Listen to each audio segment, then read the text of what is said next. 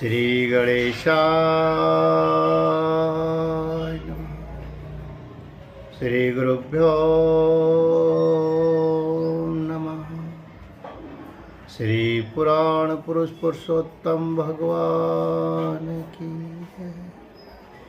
सत्य सनातन वैदिक धर्म की जय। श्रीमद्भागवत महापुराण की जय। सरस्वती मैया की जय।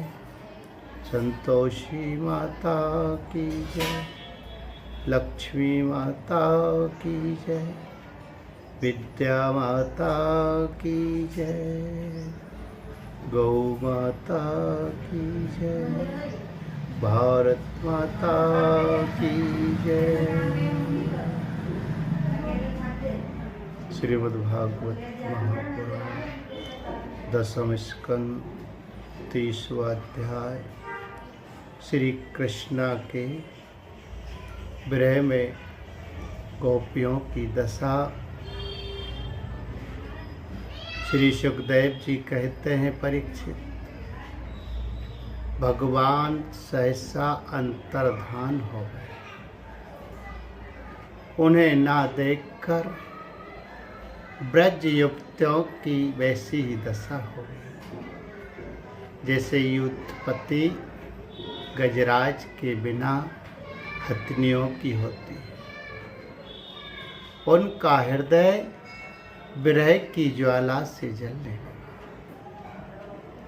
भगवान श्री कृष्ण की मदोन्मत्त गजराज की सी चाल, प्रेम भरी मुस्कान, विलास भरी चितवन, मनोरम प्रेमालाप, भिन्न भिन्न प्रकार की लीलाओं तथा श्रृंगार रस की भाव भंगियों ने उनके चित्त को चुरा लिया था। फिर प्रेम की मतवाली गोपियां श्री कृष्णमय हो गई और फिर श्री कृष्ण की विभिन्न चेष्टाओं का अनुकरण करने लगी। अपने प्रियतम श्री कृष्ण की चाल ढाल, हास विलास और चितवन बोलन आदि में श्री कृष्ण की प्यारी गोपियां उनके समान ही बन गई। उनके शरीर में भी वही गति मति, वही भाव भंगी उतर आई। वे अपने को सर्वथा भूलकर श्री कृष्ण स्वरूप हो गई और उन्हीं के लीला विलास का अनुकरण करते हुए मैं श्री कृष्ण ही हूँ, इस प्रकार कहने लगी। वे सब परस्पर मिलकर ऊंचे स्वर से उन्हीं के गुणों का गान करने लगी और मतवाली होकर एक वन से दूसरे वन में, एक झाड़ी से दूसरी झाड़ी में जा जाकर श्री कृष्ण को ढूंढने लगे। परीक्षित, भगवान श्री कृष्ण कहीं दूर थोड़े ही गए थे। वे तो समस्त जड़ चेतन पदार्थों में तथा उनके बाहर भी आकाश के समान एक रस स्थित ही है। वे वहीं थे, उन्हीं में थे, परंतु उन्हें ना देखकर गोपियां वनस्पतियों से, पेड़ पौधों से उनका पता पूछने लगी। गोपियों ने पहले बड़े बड़े वृक्षों से जाकर पूछा, हे पीपल, पाकर और बरगद, नंद नंदन श्याम सुंदर अपनी प्रेम भरी मुस्कान और चित्तवन से हमारा मन चुरा कर चले गए हैं। क्या तुम लोगों ने उन्हें देखा है? कुर्वक, अशोक, नागकेसर, पुन्नांग और चंपा बलराम जी के छोटे भाई जिनकी मुस्कान मात्र से बड़ी बड़ी माननीयों का मानवर्धन हो जाता है। उधर आए थे क्या? अब उन्होंने स्त्री जाति के पौधों से कहा, बहन तुलसी, तुम्हारा हृदय तो बड़ा कोमल है, तुम तो सभी लोगों का कल्याण चाहती हो, भगवान के चरणों में तुम्हारा प्रेम तो है ही, वे भी तुमसे बहुत प्यार करते हैं, तभी तो भौरों के मंडराते रहने पर भी वे तुम्हारी माला नहीं उतारते, सर्वदा पहने रहते हैं। क्या तुमने अपने परम प्रियतम श्याम सुंदर को देखा है? प्यारी मालती, मल्लिके, जाति और जूही, तुम लोगों ने कदाचित हमारे प्यारे माधव को देखा होगा। क्या वे अपने कोमल करों से स्पर्श करके तुम्हें आनंदित करते हुए इधर से गए हैं? रसाल, प्रियाल, कटहल, पीतसाल, कचनार, जामुन, आक, बेल, मौलसरी, आम, कदम और नीम तथा अन्याय यमुना के तट पर विराजमान सुखी तरुवरों, तुम्हारा जन्म जीवन केवल परोपकार के लिए है। श्री कृष्ण के बिना हमारा जीवन सूना हो रहा है, हम बेहोश हो रही है, तुम हमें उन्हें पाने का मार्ग बता दो। भगवान की प्रेयसी पृथ्वी देवी, तुमने ऐसी कौन सी तपस्या की है कि श्री कृष्ण के चरण कमलों का स्पर्श प्राप्त करके तुम आनंद से भर रही हो और तृण लता आदि के रूप में अथवा रोमांच प्रकट कर रही हो? तुम्हारा यह उल्लास विलास श्री कृष्ण के चरण स्पर्श के कारण है अथवा वामना अवतार में विश्व रूप धारण करके उन्होंने तुम्हें जो नापा था उसके कारण है? कहीं उनसे भी पहले बड़ा भगवान के अंग संग के कारण तो तुम्हारी ये दशा नहीं हो रही है। अरे सखी हरिणियों, हमारे श्याम सुंदर के अंग संग से सुषमा सौंदर्य की धारा बहती रहती है। वे कहीं अपनी प्राण प्रिया के साथ तुम्हारे नयनों को परमानंद का दान करते हुए इधर से ही तो नहीं गए हैं। देखो देखो, यह कुलपति श्री कृष्ण की कुंद कली की माला की मनोहर गंध आ रही है, जो उनकी परम प्रेयसी के अंग संग से लगे हुए कुछ कुमकुम से अनुरंजित रहती है। तरुवरों, उनकी माला की तुम तुलसी में ऐसी सुगंध है कि उसको गंध के लोभी मत वाले भोरे प्रत्येक क्षण उस पर मंडराते रहते हैं। उनके एक हाथ में लीला कमल होगा और दूसरा हाथ अपनी प्रेयसी के कंधे पर रखे होंगे। हमारे प्यारे श्याम सुंदर इधर से विचरते हुए अवश्य गए होंगे। जान पड़ता है तुम लोग उन्हें प्रणाम करने के लिए ही झुके हो, परंतु उन्होंने अपने प्रेम भरी चितवन से भी तुम्हारी वंदना का अभिनंदन किया है या नहीं? अरे सखी, इन लताओं से पूछो, ये अपने पति वृक्षों को भुज पास में बांध कर आलिंगन किए हुए हैं। इससे क्या हुआ? इनके शरीर में जो पुलक है, रोमांच है, वह तो भगवान के नखों के स्पर्श से ही। अहो, इनका कैसा सौभाग्य है। परीक्षित, इस प्रकार मतवाली गोपियाँ विलाप करते हुए भगवान श्री कृष्ण को ढूंढते ढूंढते कातर हो रही। अब और भी गाढ़ आवेश हो जाने के कारण वे भगवानमय होकर भगवान की विभिन्न लीलाओं का अनुकरण करने लगे।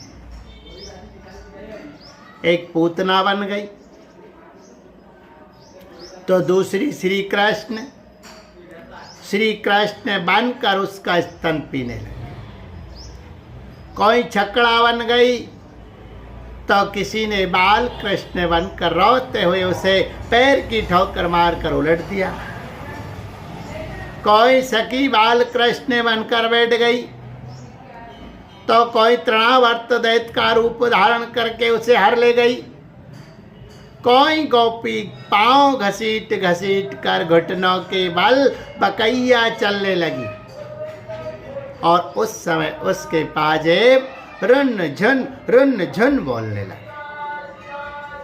एक बनी कृष्ण तो दूसरी बनी बलराम और बहुत सी गोपियां ग्वाल वालों के रूप में हो गई। एक गोपी बन गई वत्सासुर तो दूसरी बनी बकासुर।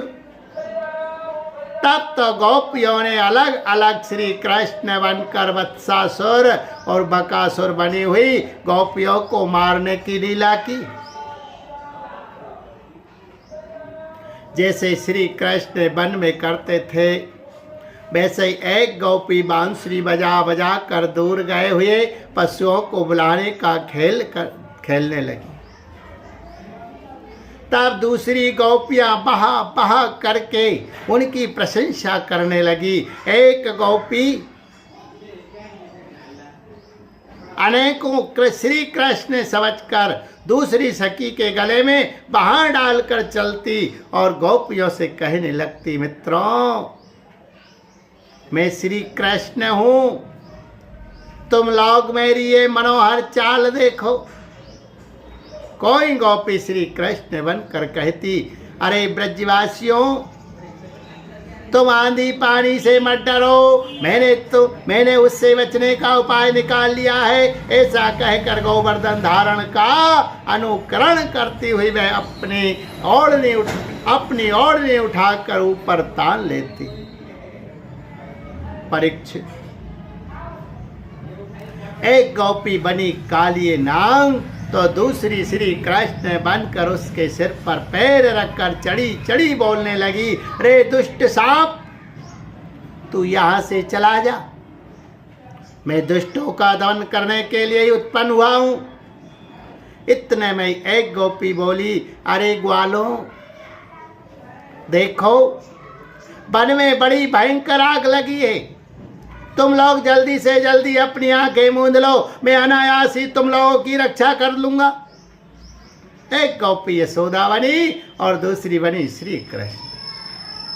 यशोदा ने फूलों की माला से श्री कृष्ण को उखल से बांध दिया। अब वह श्री कृष्ण बनी हुई सुंदरी गोपी हाथों से मुंह ढांक कर भय की नकल करने लगी। परीक्षित, इस प्रकार लीला करते करते गोपियां वृंदावन के वृक्ष लता आदि से फिर भी श्री कृष्ण का पता पूछने लगे। इसी समय उन्होंने एक स्थान पर भगवान के चरण चिन्ह देखे। वे आपस में कहने लगी, अवश्य ही ये चरण चिन्ह उदार शिरोमणि नंद नंदन श्याम सुंदर के हैं, क्योंकि इनमें ध्वजा कमल वज्र अंकुश और जो आदि के चिन्ह स्पष्ट ही दिख रहे हैं। उन चरण चिन्हों के द्वारा ब्रज वल्लभ भगवान को ढूंढती हुई गोपियां आगे बढ़ी। तब उन्हें श्री कृष्ण के साथ किसी ब्रज युक्ति के भी चरण चिन्ह दिख पड़े। उन्हें देखकर वे व्याकुल हो और आपस में कहने लगी जैसे हथनी अपने प्रियतम गजराज के साथ गई हो। वैसे ही नंद नंदन श्याम सुंदर के साथ उनके कंधे पर हाथ रखकर चलने वाली किस बड़ भागनी के ये चरण चिन्ह हैं। अवश्य ही सर्वशक्तिमान भगवान श्री कृष्ण की यह आराधिका होगी, इसीलिए इस पर प्रसन्न होकर हमारे प्राण प्यारे श्याम सुंदर ने हमें छोड़ दिया है और इसे एकांत में लगे गए हैं। प्यारी सखियों, भगवान श्री कृष्ण ने अपने चरण कमल से जिस रज का स्पर्श कर देते हैं वे धन्य हो जाते हैं। उसके अहो भाग्य है, क्योंकि ब्रह्मा शंकर और लक्ष्मी आदि भी अपने अशुभ नष्ट करने के लिए उस रज को अपने सिर पर धारण करते हैं। अरे सखी, चाहे कुछ भी हो, यह जो सखी हमारे सर्वस्व श्री कृष्ण को एकांत में ले जाकर अकेले ही उनकी अधर सुधा का रस पी रही है, इस गोपी के उभरे हुए चरण चिन्ह तो हमारे हृदय में बड़ा ही क्षोभ उत्पन्न कर रहे हैं। यहाँ उस गोपी के पैर नहीं दिखाई देते। मालूम होता है यहाँ प्यारे श्याम सुंदर ने देखा कि मेरी प्रेसी के सुकुमार चरण कमलों में घास की नोक गड़ती होगी, इसलिए उन्होंने उसे अपने कंधे पर चढ़ा लिया होगा। सखियों, यहाँ देखो, प्यारे श्री कृष्ण के चरण चिन्ह अधिक गहरे बालू में धसे हुए हैं। इससे सूचित होता है कि यहाँ वे किसी भारी वस्तु को उठाकर चले हैं। उसी के बोझ से उनके पैर जमीन में धस गए हैं। हो ना हो यहाँ उस कामी ने अपनी प्रियतमा को अवश्य कंधे पर चढ़ाया हो। देखो देखो, यहाँ परम प्रेमी ब्रज वल्लभ ने फूल चुनने के लिए अपनी प्रेसी को नीचे उतार दिया है और यहाँ परम प्रियतम श्री कृष्ण ने अपनी प्रेसी के लिए फूल चुने हैं। उचक उचक कर फूल तोड़ने के कारण यहाँ उनके पंजे तो धरती में गड़े हुए हैं और एड़ी का पता ही नहीं है। परम प्रेमी श्री कृष्ण ने कामी पुरुष के समान यहाँ अपने प्रेसी के केस सवारे हैं। देखो, अपने चुने हुए फूलों को प्रेसी की चोटी में गुथने के लिए वे यहाँ अवश्य ही बैठे रहे होंगे। परीक्षित, भगवान श्री कृष्ण आत्मा राम है, वे अपने आप में ही संतुष्ट और पूर्ण है। जब वे अखंड है, उनमें दूसरा कोई है ही नहीं, तब उनमें काम की कल्पना कैसे हो सकती। फिर वे उन्होंने कामियों की दीनता, स्त्री परवशता और स्त्रियों की कुटिलता दिखलाते हुए वहाँ उस गोपी के साथ एकांत में क्रीड़ा की थी, एक खेल रचा था। इस प्रकार गोपियाँ मतवाली सी होकर अपने शुद्ध बुद्ध खोकर एक दूसरे को भगवान श्री कृष्ण के चरण चिन्ह दिखलाती हुई वन वन में भटक रही थी। इधर भगवान श्री कृष्ण दूसरी गोपियों को वन में छोड़कर जिस भाग्यवती गोपी को एकांत में ले गए थे, उसने समझा कि मैं ही समस्त गोपियों में श्रेष्ठ हूँ। इसीलिए तो हमारे प्यारे श्री कृष्ण दूसरी गोपियों को छोड़कर, जो उन्हें इतना चाहती है, केवल मेरा ही मान करते हैं, मुझे ही आदर दे रहे हैं। भगवान श्री कृष्ण ब्रह्मा और शंकर के भी शासक, वे गोपी वन में जाकर अपने प्रेम और सौभाग्य मद से मतवाली हो गई और उन्हें श्री कृष्ण से कहने लगी, प्यारे, मुझसे अब तो और नहीं चला जाता, मेरे सुकुमार पांव थक गए हैं, अब तुम जहां चलना चाहो मुझे अपने कंधे पर चढ़ा कर ले चलो। अपने प्रियतमा की ये बात सुनकर श्याम सुंदर ने कहा, अच्छा प्यारी, तुम अब मेरे कंधे पर चढ़ लो। यह सुनकर वह गोपी ज्यों ही उनके कंधे पर चढ़ने चली, त्यों ही श्री कृष्ण अंतर्धान हो गए और वह सौभाग्यवती गोपी रोने पछताने लगी। हाँ नाथ, हाँ रमण, हाँ प्रेष्ठ, हाँ महाप्रभुज्य, तुम कहाँ हो? कहाँ हो मेरे सखा, मैं तुम्हारी दीनहीन दासी हूँ, शीघ्र ही मुझे अपने सानिध्य का अनुभव कराओ, मुझे दर्शन दो। परीक्षित, गोपियां भगवान के चरण चिन्ह के सहारे उनके जाने का मार्ग ढूंढती हुई वहां जा पहुंची। थोड़ी देर से ही उन्होंने देखा कि उनकी सखी अपने प्रियतम के वियोग से दुखी होकर अचेत हो गई है। जब उन्होंने उसे जगाया तब उसने भगवान श्री कृष्ण से उसे जो प्यार और सम्मान प्राप्त हुआ था वह उनको सुनाया। उसने ये भी कहा कि मैंने कुटिलता बस उनका अपमान किया। इसी से वे अंतर्धान हो गए। इसकी बात सुनकर गोपियों के आश्चर्य की सीमा न रही।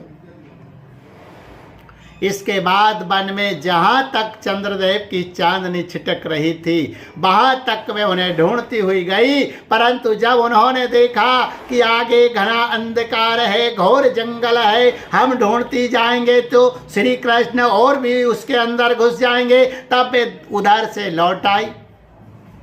परीक्षित, गोपियों का मन श्री कृष्णमय हो गया था। उनकी वाणी से कृष्ण चर्चा के अतिरिक्त और कोई बात नहीं निकलती थी। उनके शरीर से केवल श्री कृष्ण के लिए और केवल श्री कृष्ण की चेष्टाएं हो रही थी। कहां तक कहूं, उनका रोम रोम, उनकी आत्मा श्री कृष्णमय हो रही थी। वे केवल उनके गुणों और लीलाओं का ही गान कर रही थी और उनमें इतनी तन्मय हो रही थी कि उन्हें अपने शरीर की भी सुध नहीं थी। फिर घर की याद कौन करता? गोपियों का रोम रोम इस बात की प्रतीक्षा और आकांक्षा कर रहा था कि जल्दी से जल्दी श्री कृष्ण आए। श्री कृष्ण की ही भावना में डूबी हुई गोपियां यमुना जी के पावन पुलिन पर रमण रेती में लौट आई और एक साथ मिलकर श्री कृष्ण के गुणों का गान करने लगी। बोलिए गोविंद गोपाल कृष्ण भगवान की जय।